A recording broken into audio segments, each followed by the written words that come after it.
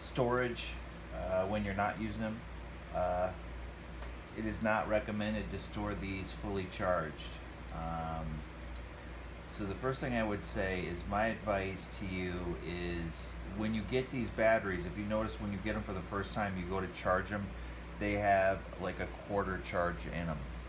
So they live very comfortably with a quarter charge in them. So the best thing to do is, if you know you're not going to run them for a few days, after you run them, just let them run down, not completely dead. Don't run them completely dead.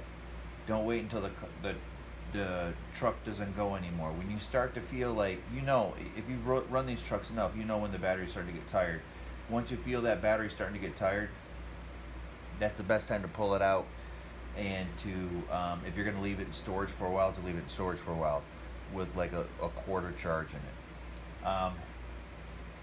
For battery storage, you can buy, they've got these bags that you can buy. They're like a nylon, they're fireproof. They're like $6. They're not expensive, but in our house we like to eat some candy or some cookies. I'm not going to tell you the name of the cookies because we're not going to give them any advertisement for free, but that's the cookies we eat, and they come in two different sizes. They come in this size right here, and then they come in a smaller size like this. So what I did was I took the two metal cans, and on the bottom I put a small ring of metal to lift the middle can up to the desired height, so it's just underneath the lid of the outer can. So there's metal underneath here lifting it up, and then I put insulation around it so that when you put your Lipo batteries in here, you stick them in there, and you can put without your wires hanging out, and you put your cap on, and they're completely enclosed, and if they were to catch on fire, it's not gonna do any major amount of damage.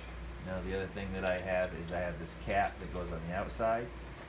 You put that on, and obviously if they were to catch on fire, heat rises, and it's metal within metal with insulation, so I think I'm pretty safe with this. But the nice thing about having this battery storage, and it's homemade, is that on the inside of the top lid I put a magnet.